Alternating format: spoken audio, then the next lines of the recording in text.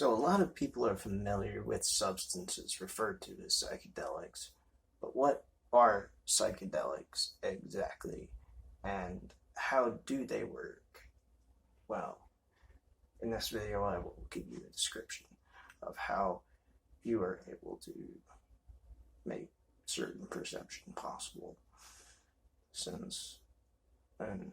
one area of the brain gets inhibited to where there aren't as many connections made to the prefrontal cortex, the posterior cingulate cortex, part of the default mode network, which filters perception,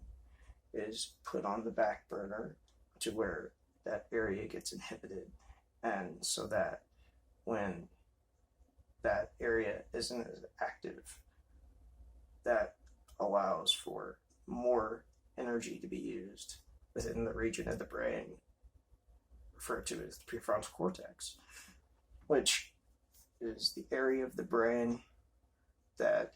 is targeted as one of the dopaminergic pathways for treating attention deficit disorder, since this is the area of the brain in which dopamine regulates memory. In other areas of the brain, the dopamine would just regulate voluntary movements, in Parkinson's, or regulate something else entirely, like your feelings of reward, which is a very helpful thing for remembering things. And with the area of the brain that gets less active in this process, in which the serotonin receptor is activated, 5-hydroxytryptamine 2A specifically, or whatever other receptors are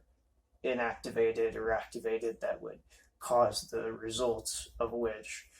the brain interacts with this default mode network in the way that it does, usually having to do with serotonin release.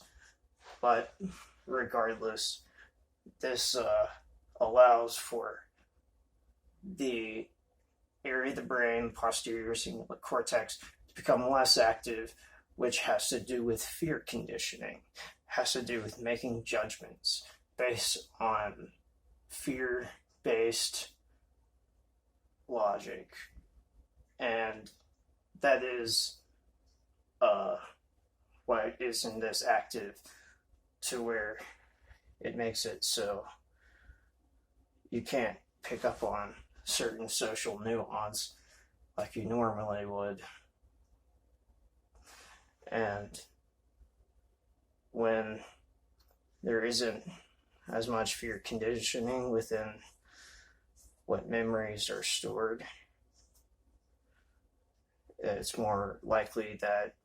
you'll be able to retain information better for those that are suffering from post-traumatic stress.